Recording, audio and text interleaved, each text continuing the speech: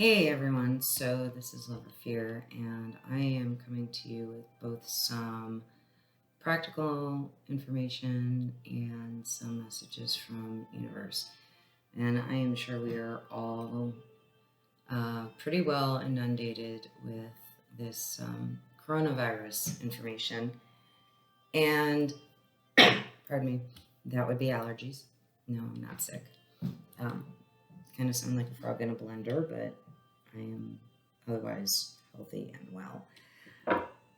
Um, so the reason that universe is the one that gave me the name Love or Fear is for situations just like this one, where so much of the world and so many people are living in such a huge state of exactly that, fear. And we are collectively and actively and intentionally living in a state of division and separation. There's some sense of unity, but there is a lot of separation going on right now as well because of fear. So, universe guided me to, share some of the information that I have become aware of that's practical. This lifetime concrete information, as well as messages. I'm not sure if they're going to have me do a reading or not on this, because it is such a globally manifested phenomenon that is a lot of energy going out into the universe right now. So we're going to start with the practical, which is a lot of people are relating the coronavirus to a flu. And it does have some very similar flu-like symptoms. However, coronavirus, if you look it up, is actually a cold, a strain of the cold. We have the common cold, and then we have multiple other strains and variations. And this one is just hitting certain demographics harder than most colds do. And so it has a very flu-like result. Some people getting very, very sick in critical care, and a select number have passed on. So it helps to have that differential between what type of virus this is. Do keep in mind as well, this is a virus, not a bacteria. So I don't know about anywhere else in the world, but there is a lot of buying up things like hand sanitizer. Hand sanitizer is primarily based in alcohol. It does have an effect on topical bacteria, but that's bacteria, not a virus. So because this is a novel strain, there's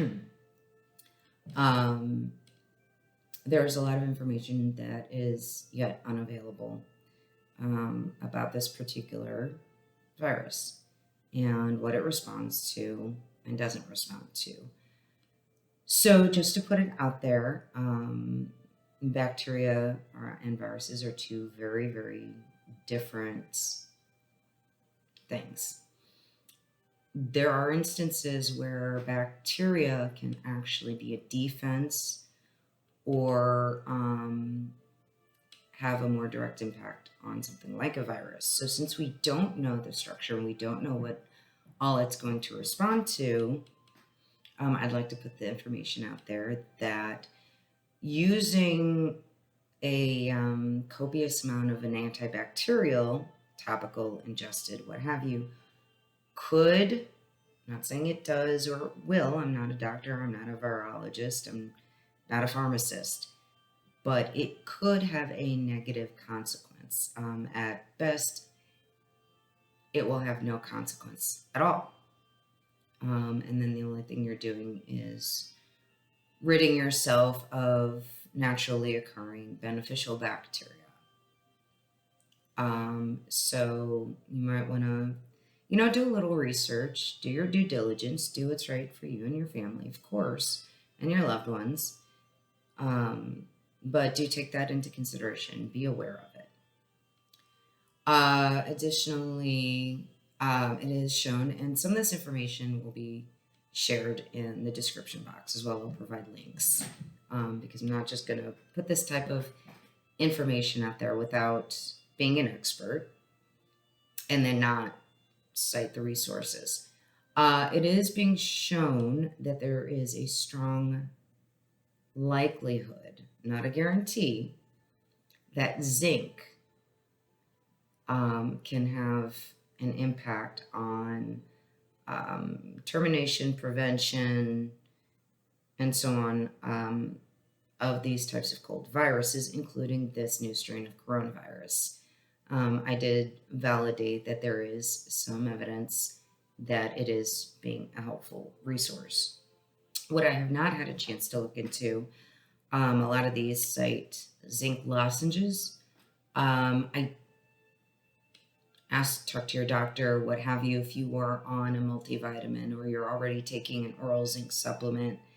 What is the difference? Is it enough? Do you want to supplement more or get something if you even start to feel ill to kind of boost that zinc content a little more? And again, I will post information on this so you all have access to it and can read it for yourselves and see that data and research and verification. I'm also going to post a link. I know a lot of people are very concerned about the numbers. There is something called the world clock or world counter, something like that. And it is posting, up to date, minute by minute, hour by hour, I'm not sure which, information on new cases, recovered cases, deaths. Some countries have demographics. The US definitely has demographic information. Some of the other countries I've looked at do not. But then that way you can sort of track and view, if you would like to, what is going on around the world with the cases, watch the trends, see where they're declining and see where they're rising. And some of the information is questionable. I think it was France I looked at where the only source that they were drawing from, and it has a red exclamation point to let you know that it's a questionable source, was from Twitter. So those numbers, could be misleading.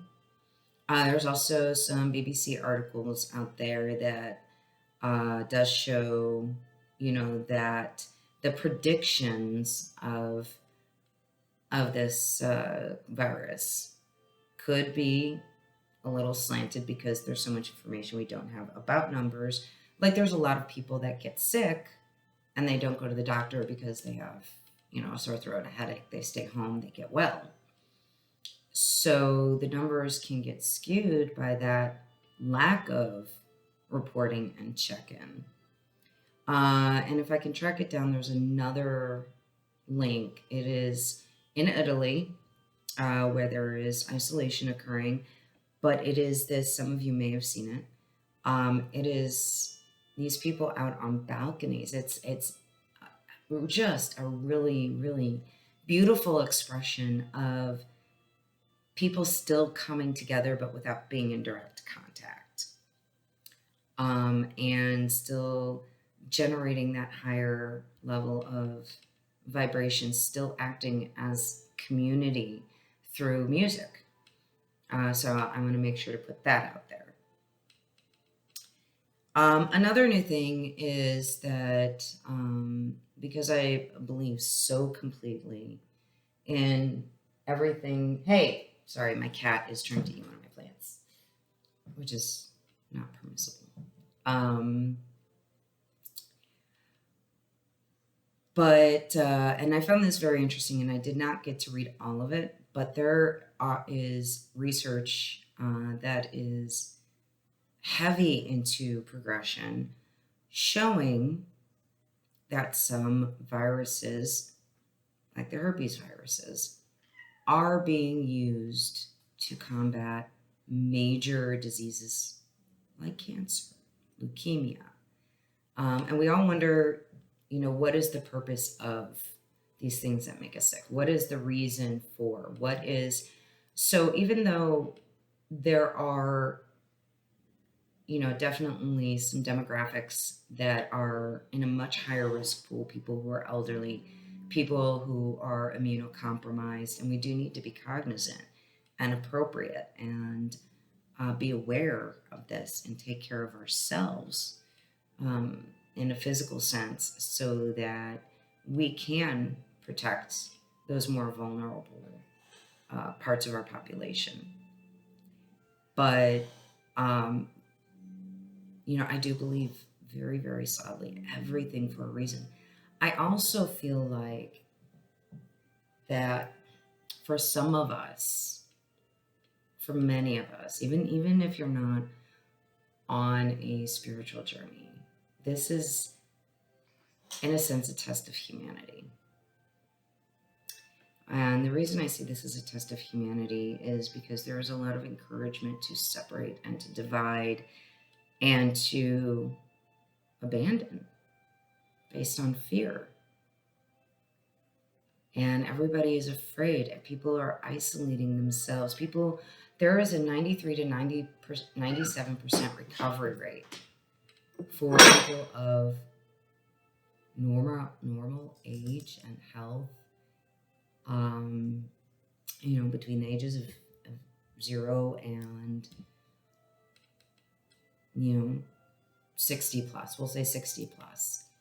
There are a few cases of people with pre-existing conditions and whatnot, and maybe ones that they didn't know they had, who have fallen victim to the virus. We don't have all the data of those who are under the age of 80 who have succumbed. So there's a good chance they probably had an underlying condition that made it very difficult for their bodies to produce the antibodies naturally to combat this virus. But this separation is, we have to be careful with that. It's a very low vibration type of behavior. If you have already contracted the virus, you should therefore then be immune.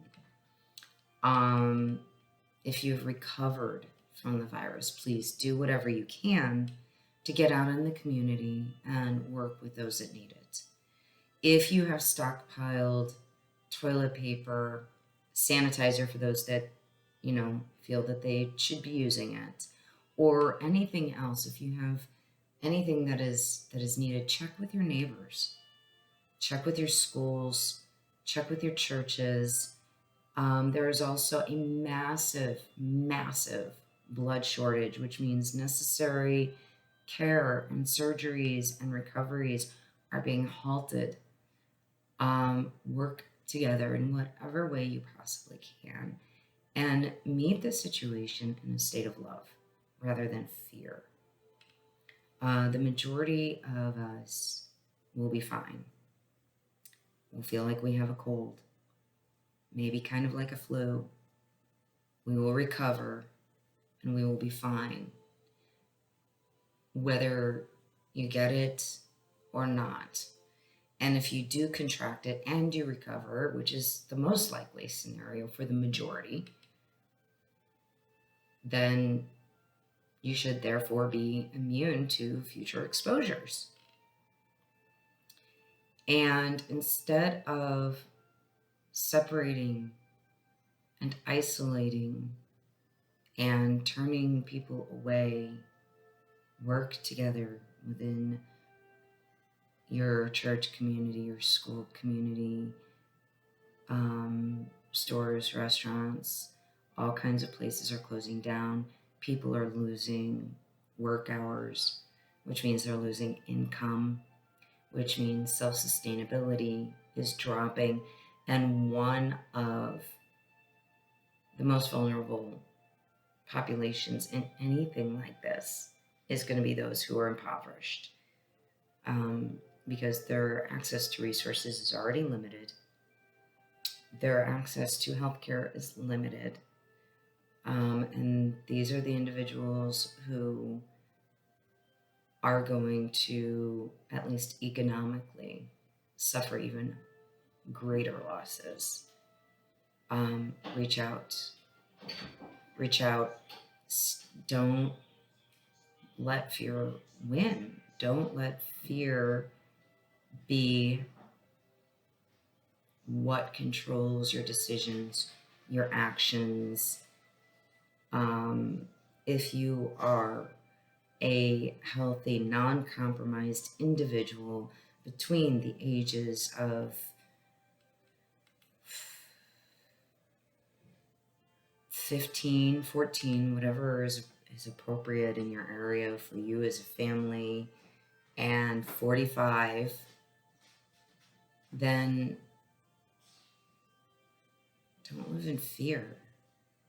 It's an elevated cold. It is a respiratory cold, which is why those who are compromised are so much at risk. I'm not sure where the talk of vaccination comes from, because as far as I know, we have none for cold viruses. Flu, yes, not colds. And, universe really has pushed me in a very, very practical way to get this message out there since earlier this week. So, obviously support your small businesses in your area. Chain businesses are probably going to be a little more, they're probably going to bounce back a little bit better than some of the smaller locations. And this doesn't mean people have to get together in giant groups, and put a bunch of people at risk. I'm not suggesting that anybody do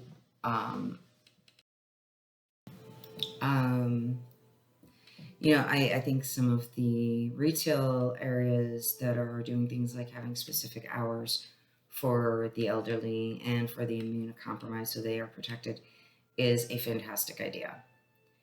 But there's a lot of need that's going to be out there with families losing hours, losing income. Some will be protected by their companies. Some are independent business owners, self-employed, small business. Some people are working for companies that have no such provision. And so it is very important that instead of separating, isolating, and being in fear, we keep our vibration up. We keep it up. Not let fear control our movements. That is what divides people. That is what keeps us in this idea of separation and doesn't allow us to move forward as individuals, as communities, as a unified species. We see it every day all over the world. And in a situation like this, that's when we need to come together the most. Is this kind of a different scenario? Absolutely it is. However, as a species, we will collectively survive. And what legacy are we going to leave from this time? From this event? What, we have the analogs from historical illnesses of this nature. And what are we going to leave behind as far as our story in this time? And there's a handful in each one of those historical situations of people who went above and beyond and put themselves at risk to take care of others. If you are able, if you are a non-compromised individual, if you do not have any health concerns beyond your normal stuff, get out there. Help those around you. Go donate blood. Call your local food pantry. Start a fund for those that need help with their utilities because suddenly work has laid them off for the next month. Do something. Keep the vibration up. Know that there's always a reason. For all we know, this virus could end up being the key to cancer or some other major disease, HIV, AIDS. We don't know. Just have faith. Trust. Be smart. But have faith that everything has a purpose. Everything has a reason. And one of the reasons, I guarantee you, not even I guarantee, universe, God, whatever label you want to use, Allah, Jesus, whatever works. And this is a time to come together. This is a time to collaborate, cooperate, and live in love, not fear.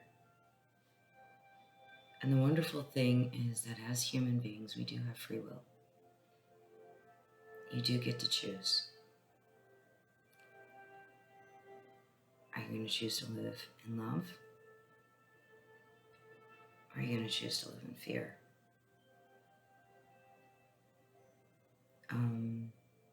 That's really all universe wanted me to communicate. I do not feel like this is a time for a reading, not for this. I'm not getting that message. I thought they were going to have me do a reading, but I think they feel it's more important to just get the message out there, to take care of each other, take care of yourselves. Do a little research. It's worth it. And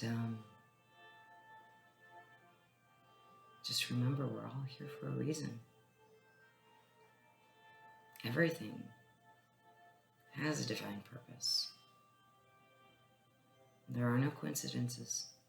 There are no accidents. And God certainly doesn't make mistakes. So be well. Live in love. And be at peace. Namaste.